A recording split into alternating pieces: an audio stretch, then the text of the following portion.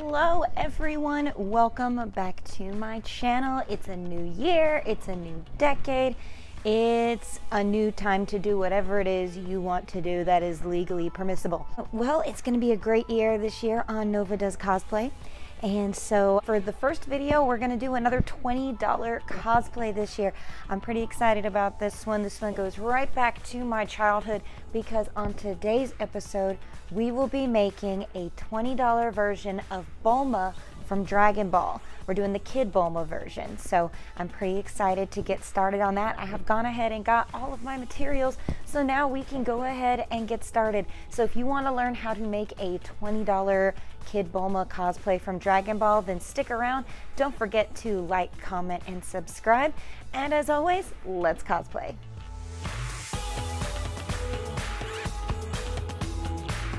All right, so let's get started. Everything that I needed for this build, I already had in my cosplay stash, or I went and got from Joann's. So we're gonna start with the products that I got from Joann's. And I do have receipts. The first thing you're gonna need. First, we got this from the scrap fabric bin at Joann's. It's a nice stretchy interlock, which I paid a whopping total of $5.99. Next, we have an extra large pink t-shirt.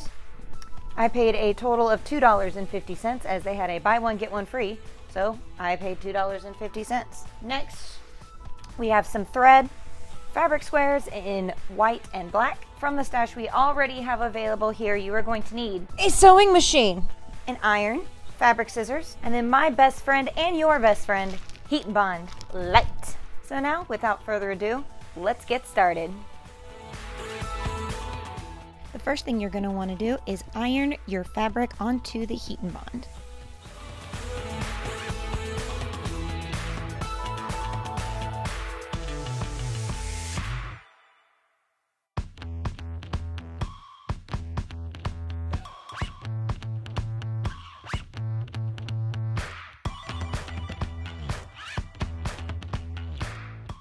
Now for your second step, it's important to note that Heat and Bond has a side you can draw on. So you're going to want to flip over to that side and write your letters in the mirror order so that they're reversed, so that when you put them down onto the fabric, they're going to actually be facing the correct direction.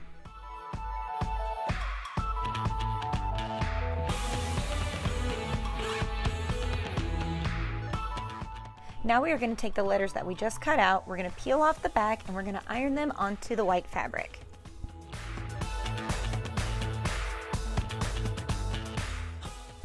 Next, we are then going to cut the white frame around the black letters and iron that onto the pink shirt. Since we are using Heat and Bond Light, we are going to want to sew the letters down onto the t-shirt. Now I took black thread and I sewed it down using a zigzag stitch, and the next thing I'm going to do is swap over to a white thread and then sew the white fabric down with a zigzag stitch as well. This will give it a nice raised look and appearance.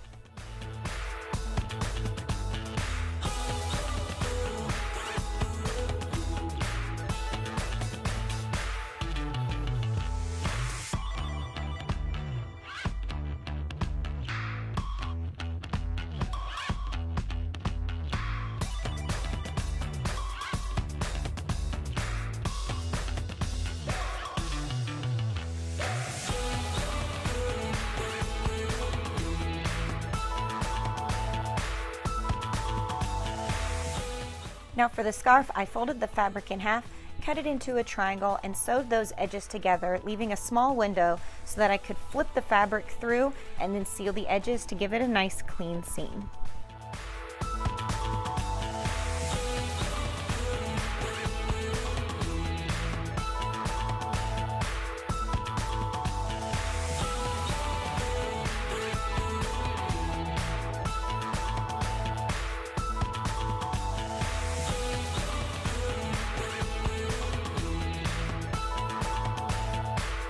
You really enjoyed this video. As always, it did not include the belt or the glove or the wig or any of those accessories.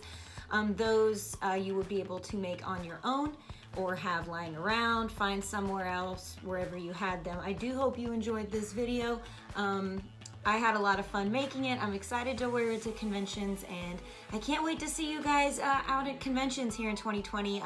Last year, you guys were really awesome with some of your ideas that you had when I ran into you at AWA, so I cannot wait to see what's going to be in store for this year. I will be fixing this wig up and probably bringing it out to a convention, but wig styling is not something I'm very good at all. So anyways, if you have any questions, leave them down below. If you have any suggestions, leave that down below. And as always, don't forget to like, comment, and subscribe. Thank you.